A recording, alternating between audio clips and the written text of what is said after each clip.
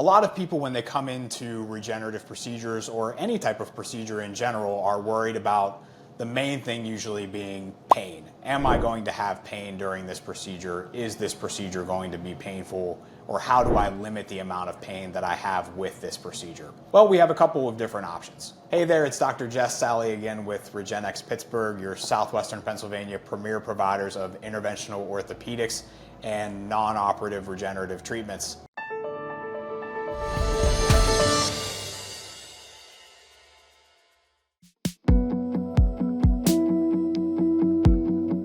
Today I want to talk to you guys a little bit about nerve blocks and the different types of nerve blocks that we use both for anesthetic effects and for therapeutic effects. A lot of times when we're doing regenerative procedures, we utilize nerve blocks in the area of the body that we're treating to help with reducing the pain sensations that go to that area to, number one, make treatment more pain-free as we're instituting the treatment, and also just to help with people having soreness or reducing post-treatment soreness and to help improve recovery after the treatment. Nerve blocks are usually delivered through injection under ultrasound guidance. We can also do injection approaches for nerve blocks under fluoroscopic or X-ray guidance. It depends on the area of the body that's being treated. When nerve blocks are being done for anesthesia purposes, we try to utilize either ultrasound or fluoroscopic guidance to place an anesthetic medication directly around the nerve itself. What that does is it actually shuts down the nerve's ability to promote pain signal.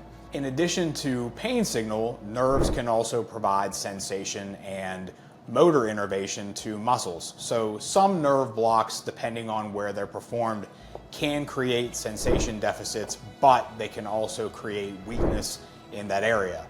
For example, if we're using a nerve block in the neck area for purposes of treating structures in the shoulder, that nerve block may cause weakness in the arm for even up to several hours after the procedure.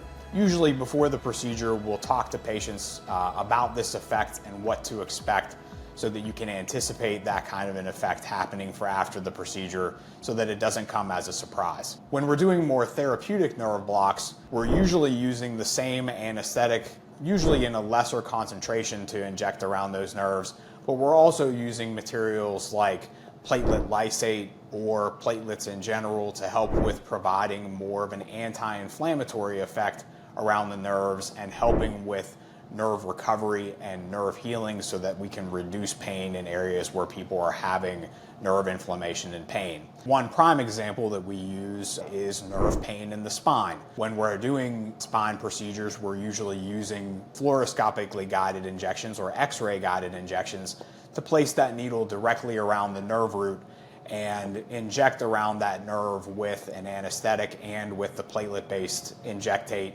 to help again with decreasing pain and improving function. Another example would be in the carpal tunnel, where we would inject the same materials around the nerve as it travels through the wrist underneath the carpal tunnel to help with reducing inflammation around the nerve and also helping to decrease any scar tissue or any other inflammatory factor that may be contributing to that pain and weakness extending into the hand. The goal of the nerve block treatments is twofold. Number one, the goal would be to provide, like I said, anesthesia to the area of treatment that we're providing.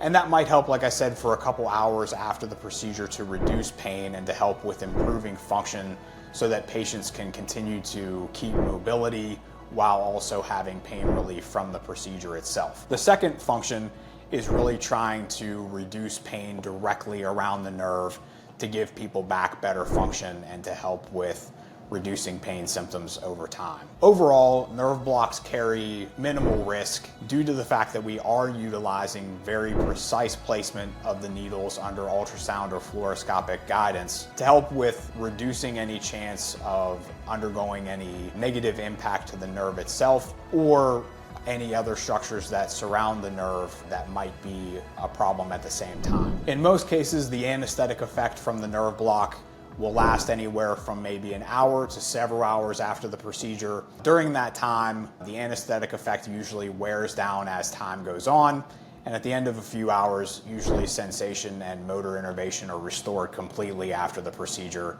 back to your normal baseline. If you do suffer with any type of chronic nerve pain or chronic spine pain, it would be worth your time to check out regenexpittsburgh.com or to come and see us for an evaluation so that we can look at what treatment options may be good for you and how nerve blocks can actually be helpful for reducing pain and improving your function for the long term.